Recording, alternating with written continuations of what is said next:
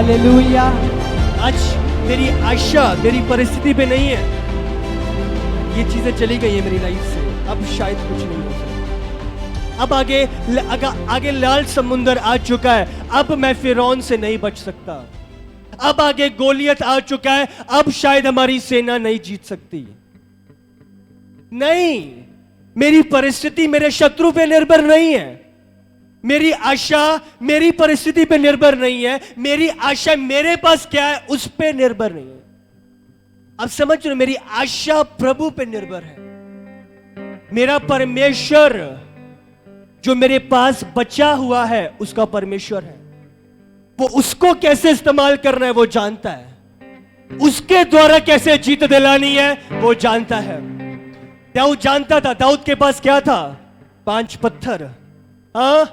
बड़े हथियार नहीं थे, बड़ी तलवारी नहीं थी, बड़ा भाला नहीं था उसे हराने के लिए, बट क्या था उसके पास? जो आपके पास है परमेश्वर उसे इस्तेमाल करना जानता है। जो आपके पास है वो प्रभु की सामर्थ के द्वारा आपकी लाइफ में जीत ला सकता है। प्रभु को बड़ी चीजें नहीं चाहिए, प्रभु को वो चाहिए जो आपके पास है। उस बच्चे के पास क्या था? 2 मछलियां, 5 रोटियां। प्रभु को वो चाहिए जो आपके पास है। प्रभु अपेक्षा ही नहीं रख सकते, प्रभु तेरे पास ये होना चाहिए था। प्रभु पूछता है तेरे पास क्या है? प्रभु ये नहीं कहता पहले इतना इकट्ठा कर फिर मेरे पास आ। प्रभु पूछता है तेरे पास क्या है? उस औरत के पास जब एलिया गया उसने पूछा तेरे पास क्या है? अब समझ रहे हो? उसने कहा मेरे पास थोड़ा सा तेल है। एलिया ने कहा वो मेरे पास लेके आ। प्रभु ये नहीं कहता कि इतना इकट्ठा कर और मेरे पास लेके आ। आपके पास क्या है प्रभु उसे इस्तेमाल करना जानता है। हालेलुया। और मैं आपको बोल रहा हूं, आप में से हर एक जन के पास कुछ ना कुछ है जिसे प्रभु इस्तेमाल करने की सामर्थ्य रखता है। आप में से कोई वंचित नहीं है, आपके हर एक जन के पास। जितने जन ऑनलाइन मेरी आवाज को सुन रहे हैं, मैं आपको बोल रहा हूं, आप में से हर एक जन के पास कुछ ना कुछ है। शायद आप ना जानते हो बट प्रभु जानता है। मैंने कहा आप शायद आप भी ना जानते हो बट प्रभु जानता है आपके पास क्या है। हालेलुया। तारीफ करो प्रभु दलाई सब जन। वो परमेश्वर है, हमारे पास क्या बचा है। आमीन। दानियल 4 उसका 4 और 5 पढ़ेंगे। दानियल की पुस्तक 4 अध्याय उसका 4 और 5वीं आयत। मैं नबूकदनेस्सर अपने भवन में चैन से और प्रफुल्लित रहता था। मैंने ऐसा स्वप्न देखा जिसके कारण मैं डर गया, और पलंग पर पड़े पड़े जो विचार मेरे मन में आए और जो बातें इसका हम 14 और 15 पढ़ेंगे। 14 और 15 उसने ऊंचे इस जगह पे हम देखते हैं। मैंने आपको वो क्यों बताया कि उसने एक स्वप्न देखा था, तो अब पढ़ेंगे आगे। यस। उसने ऊंचे शब्द से पुकार कर ये कहा, वृक्ष को काट डालो और उसकी डालियों को छांट दो, उसके पत्ते झाड़ दो और उसके फल बिखरा डालो। पशु उसके नीचे से हट जाएं और चिड़ियाँ उसकी डालियों पर से उड़ जाएं। तो भी उसके ठूंठ को जड़ समेत भूमि में छोड़ो और उसको लोहे और पीतल के बंधन से बांधकर मैदान की हरी घास के बीच रहने दो। वह आकाश की ओस से भीगा करे और भूमि की घास खाने में मैदान के पशुओं के संग भागी हो।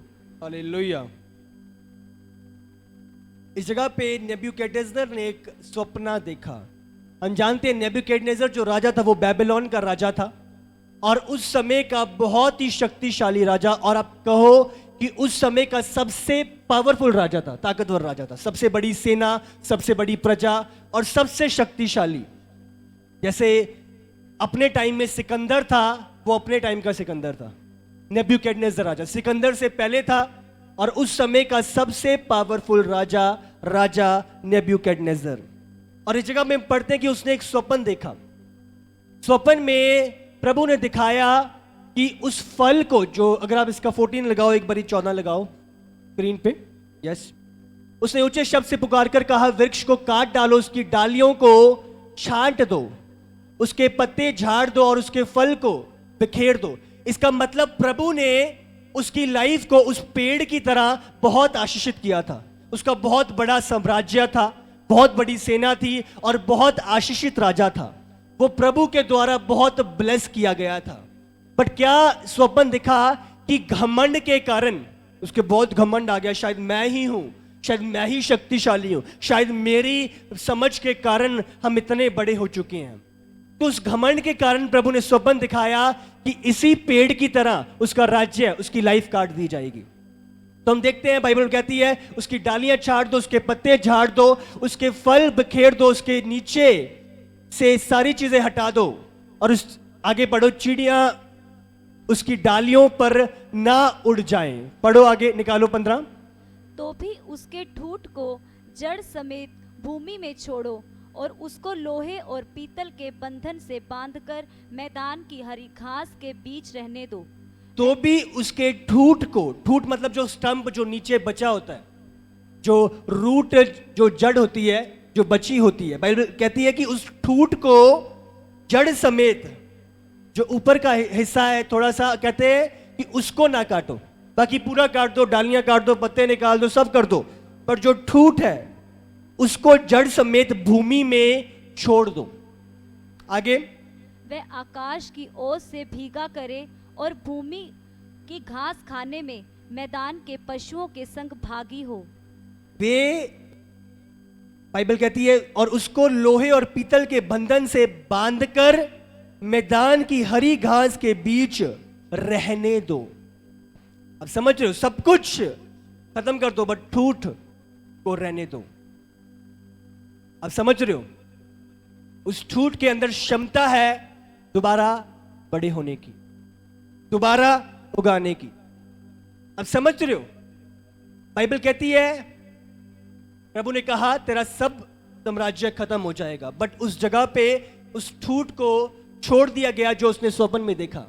हमारी लाइफ में देखते हैं बहुत सारी चीजें हमारी लाइफ से निकल जाती हैं। हाँ, वो पत्ते हम देखते हैं चले गए, वो फल देखते हैं चले गए, ये चीजें चली गई। बट मैंने आज आपसे क्या कहा है, हमेशा आप देखोगे आपकी लाइफ में कुछ ना कुछ है जो अभी भी बचा हुआ है। बट आज हमारा ध्यान कहां पे है? हाँ, जो चीजें चली गई हैं या जो चीजें बची हैं? आज बहुत ध्यान देने वाली बात है। आज हमारी आशा क्या उन कुछ चीजों के जाने के कारण भी चली गई, या हमारी आशा बची हुई है उन चीजों के कारण जो हमारी लाइफ में बची हुई है? अब समझ रहे हो, क्या हमारी आशा, जो पत्ते चले गए, जो डालियां चली गई, जो फल चले गए, क्या हमारी आशा भी उनके साथ चली गई, या जो ठूठ बचा हुआ है उसके साथ हमारी आशा भी बची हुई है? हालेलुया। आज जो ठूठ, हाँ, जो जड़ समेत भूमि में अभी भी बचा हुआ है, आपकी आशा भी बची रहे। और अगर आपकी आशा बची हुई है, उसी ठूठ के अंदर से परमेश्वर एक नया पेड़ आपके लिए निकालेगा यीशु के सामर्थी नाम से। और मैंने कहा, अगर आपकी आशा नहीं छूटी, अगर आपकी आशा बनी हुई है, अगर आपकी आशा उन डालियों के साथ नहीं गई, मैं आपको बोल रहा हूं, उसी जड़ में से आप एक बड़े फलवंत वृक्ष को निकलता हुआ देखोगे। हालेलुया। आपके पास क्या बचा हुआ है? आपके पास क्या पड़ा हुआ है? आपके पास क्या है अभी भी? मैटर ये नहीं करता कि क्या चला गया, मैटर ये करता है कि आपके पास क्या पड़ा है। हालेलुया। मेरे पास क्या है? एक बहुत ही बड़े प्रभु के जन TGS दिनाकरण, उनकी छोटी सी बेटी थी जिनको उन्होंने अपनी बेटी बनाया हुआ था, और बताते हैं कि उस बेटी का कार में एक्सीडेंट हो गया, और एक्सीडेंट के कारण वो बेटी की डेथ हो गई। वो प्रभु के पास चली गई और उनका मन बहुत दुखित हुआ था, क्योंकि वो बचपन से उसको खिलाते आ रहे थे और बहुत ही एक ज्यादा बॉन्डिंग थी उस बच्ची के साथ। उदास थे, दुखी थे। और प्रभु ने उनकी लाइफ से बात करी। जब वो दुखी थे और उनसे प्रभु ने बात करी और उनको दिखाया, उनको बताया कि वो बेटी कहाँ पे है, और उनको बताया कि उनका मकसद क्या है जो अभी उन्होंने पूरा करना है। उनको बताया कि उनके पास अभी क्या है जिसको लेकर उन्होंने आगे बढ़ना है। हालेलुया। और सचमुच उन्होंने जाना और समझा कि जो मेरी बेटी चली गई है वो प्रभु के पास है, बट अभी मेरे पास क्या बचा हुआ है, अभी मेरे पास क्या है, और अभी मुझे जो मेरे पास है उसके साथ क्या करना है। और उसके बाद प्रभु ने एक बार फिर उन्हें जागरूक किया और पूरे भारत में रिवाइवल के लिए प्रभु ने उनकी लाइफ को इस्तेमाल किया। हालेलुया। बेदारी के लिए पूरे भारत में, साउथ इंडिया में जितना भी आप देख रहे हो प्रभु का काम, प्रभु के लोग, उनका बहुत बड़ा रोल है। और आज भी जो प्रभु के जन काम करते हैं उनकी लाइफ से प्रभावित है, उनकी लाइफ को देख के वो काम कर रहे हैं। हालेलुया। तो प्रभु ने बात करी, जो चला गया है नहीं, जो तेरे पास है उसकी ओर ध्यान लगा। हालेलुया। जो हमारे पास है प्रभु उसे इस्तेमाल करना चाहता है अपनी महिमा के लिए। इसीलिए ध्यान न दो जो चीजें चली गई हैं, ध्यान दो उन जगहों पे जो चीजें प्रभु ने आप तक पहुंचाई, आप तक रखी हैं, वो ठूठ जो अभी बचा हुआ है। हालेलुया। जब हम अय्यूब के विषय में पढ़ते हैं, बाइबल में लिखा है जब शैतान प्रभु के पास आया और उसने कहा कि अय्यूब तेरी बहुत प्रशंसा करता है। क्यों नहीं करेगा, सब कुछ तो है उसके पास, हाँ सब कुछ है, धन है, दौलत है, भेड़ है, बकरियां है, सब कुछ है, क्यों नहीं महिमा करेगा, किसी और को दे दो सभी करेंगे। प्रभु ने कहा कि वो हर परिस्थिति में मेरी महिमा करेगा। कहा मुझे मौका दो कि मैं इसका धन दौलत ये सब ले लूं, फिर देखते हैं क्या करता है। प्रभु ने कहा ठीक है, सब ले लियो, बट उसकी शरीर को हाथ ना लगाइयो। अब समझ रहे हो, कुछ ना कुछ हमेशा प्रभु हमारी लाइफ में बचा के रखता है, एक रिस्ट्रिक्शन हमारी लाइफ में बनी होती है। अब समझ रहे हो, सब कुछ ले लियो पर शरीर को हाथ ना लगाइयो। अब समझ रहे हो, और सब कुछ उसका धन दौलत सब भेड़ बकरियां सब ले लिया गया, और बाइबल कहती है वो कुड़कुड़ाया नहीं। बाइबल कहती है उसने कहा सबको, जिसने दिया उसने ले लिया, उसी की महिमा हो। हालेलुया। तो ये नहीं ध्यान दिया क्या चला गया, उसने ये ध्यान दिया क्या बचा हुआ। शैतान दोबारा, अच्छा चलो ये तो ठीक है, जरा सा इसको कष्ट दूंगा, जरा सा इसके शरीर को कुछ करूंगा तो तेरे मुंह पे परमेश्वर तुझे ही ये श्रापित बोलेगा अपने मुंह से ही। प्रभु ने कहा नहीं, ये मेरा विश्वास योग्य दास है। ने कहा इसकी बॉडी पे कुछ भी कर ले बट इसकी जान को नहीं लेना। आप समझ रहे हो, बॉडी को कुछ भी कर ले बट जान, एक चीज जो प्रभु हमेशा आपकी लाइफ में बचाए रखता है। आपकी लाइफ से हमेशा सारी चीजें नहीं जाती, हमेशा कुछ ना कुछ आपकी लाइफ में बचा होता है, और वो ठूठ जो बचा हुआ है वो ही आपके दुगने होने का कारण ठहरता है। हालेलुया। सब कुछ इसको चोट पहुंचा दे, सब कुछ कर दे, बट इसकी जान नहीं लेनी। और आपको पता है उसके बाद किस रीति से कोढ़ हो गया अय्यूब को, पूरा शरीर, कोई बाहर नहीं निकल सकता, बिस्तर पे आ गया, और लोग प्रेशर दे रहे हैं, अब तो प्रभु को बोल क्या हालात कर दी, बड़ा बड़ा प्रभु कहता सी तू देख की हो गया। जानता था कोढ़ हो गया बट जान अभी भी नहीं गई, कोढ़ हो गया बट मुंह पर से क्या निकल रहा है उसका कंट्रोल अभी भी मेरे पास है। अब समझ रहे हो, आपके पास क्या है, क्या चला गया वो नहीं, आपके पास है क्या, और उसके साथ हम क्या कर रहे हैं। हालेलुया। एक वचन निकालेंगे, अय्यूब की क्या वर्डिंग थी, सचमुच हैरान कर देने वाली बातें। अगर आप निकालो अय्यूब 13 उसका 15, अय्यूब 13 उसका 15। वह मुझे घात करेगा, मुझे कुछ आशा नहीं, तो भी मैं अपनी चाल चलन का पक्ष लूंगा।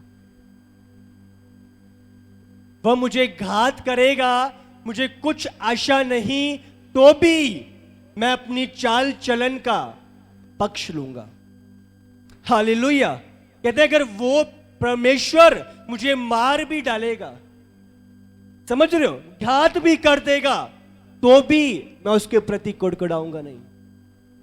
जब लोग सारा प्रेशर लेके आ रहे थे उसके खिलाफ, अब तो बोल, अब तो ये कर, अब तो तुझे कोड भी हो गया, अब तो तू बेड पे भी आ गया, पहले तेरे भेड़ बकरियां सब चले गए और अब तुझे कोड भी हो गया।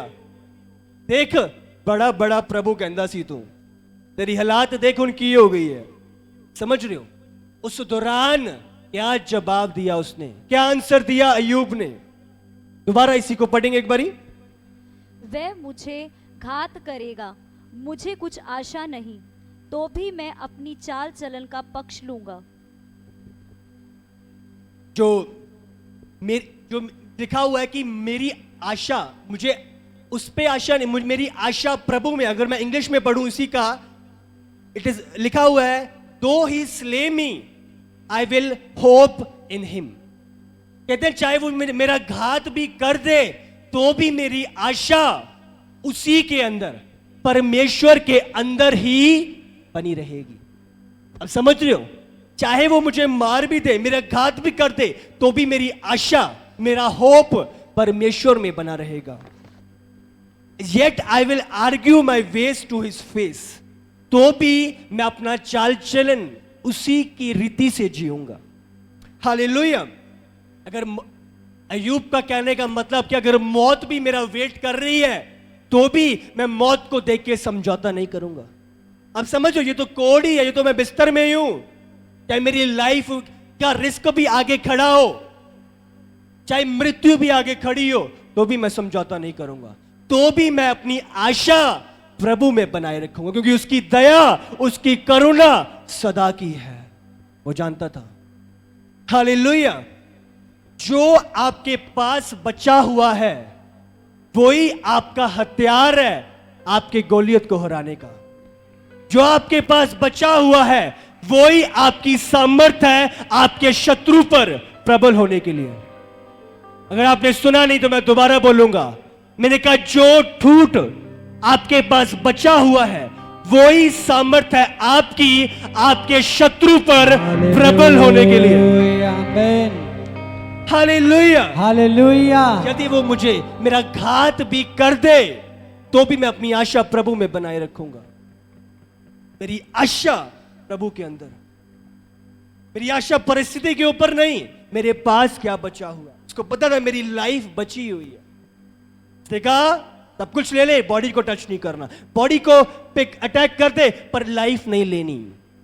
याद रखो, आपकी लाइफ में हमेशा कुछ ना कुछ बचा होता है जिसके लिए आप महिमा कर सकते हो प्रभु की, जो आपकी गवाही का कारण है। जो आपकी लाइफ में जब अय्यूब ने समझौता नहीं किया, हर एक चीज के बावजूद, बाइबल में लिखा है प्रभु प्रसन्न हुआ और जितना छीना था दुगना दुगना, भेड़ गई दुगनी भेड़ें, बकरियां गई, बिजनेस गया दुगना बिजनेस, हेल्थ गई दुगनी हेल्थ। उसका जो शरीर खराब हो चुका था, बाइबल में लिखा है जो स्किन उसके ऊपर आया, जो मांस चढ़ा, बाइबल में लिखा है एक छोटे बच्चे के समान वो शरीर कोमल सा था। मैंने आपको बोल रहा हूं, अगर आप अपनी आशा नहीं छोड़ोगे, अगर उस ठूठ पर आप अपना भरोसा, आप उस ठूठ को लेके अपना भरोसा प्रभु पे बनाए रखोगे, मैं आपको बोल रहा हूं, अगर उस स्थिति में भी, अगर उस कोड की स्थिति में भी आप परमेश्वर की महिमा करोगे, मैं आपको बोल रहा हूं दुगना दुगना आपकी लाइफ का हिस्सा ठहरेगा यीशु के सामर्थी नाम से। ओ, मुझे लगता है आपने सुना नहीं, आपने सुना नहीं, मैंने कहा दुगना दुगना, ओ दुगना आपकी लाइफ का हिस्सा ठहरेगा। ओ, जो आपके पास है आपकी आशा बनी रहे, जो चला गया वहां नहीं, जो आपके पास है, मैं आपको बोल रहा हूं अपनी आशा ना जगाने दो, आपकी आशा संभली रहे। मेरी आशा जो चला गया है उसके साथ जाने नहीं वाली, मेरी आशा जो बचा हुआ है, जो मेरे पास है, वो मेरे पास रहेगी। ओ, प्रभु को वो नहीं चाहिए जो चला गया है, प्रभु उनको इस्तेमाल करेगा जो आपके पास है। ओ, जब गिदोन के पास 32,000 लोग थे, प्रभु ने कहा बहुत ज्यादा है। सेना लाखों की है, बट 32,000 भी बहुत ज्यादा है। ओ गिदोन से बात कर, जिन्होंने जाना है, जो डर गए हैं उनको जाने दे, उनको बोल दे तुम जा सकते हो। जिनको मौत का डर है वो चले जाए। बाइबल कहती है जब 32,000 को बोला गया तो 22,000 लोग चले गए। कितने बचे? 10,000 लोग। प्रभु ने कहा ये भी ज्यादा है, ये भी मुझे 10,000 नहीं। बाइबल में लिखा है उसके बाद आप जानते हो, पानी के पास ले गया, छप्पड़ छप्पड़ करके जो पानी पीता। उसके बाद बाइबल कहती है 9700 लोगों को प्रभु ने कहा इनको जाने दे। क्या बचा है? कितने बचे? 10,000 में से अगर 9700 चले गए, कितने बचे? 300 लोग। प्रभु ने कहा कितने बचे हैं? क्या 300 प्रभु?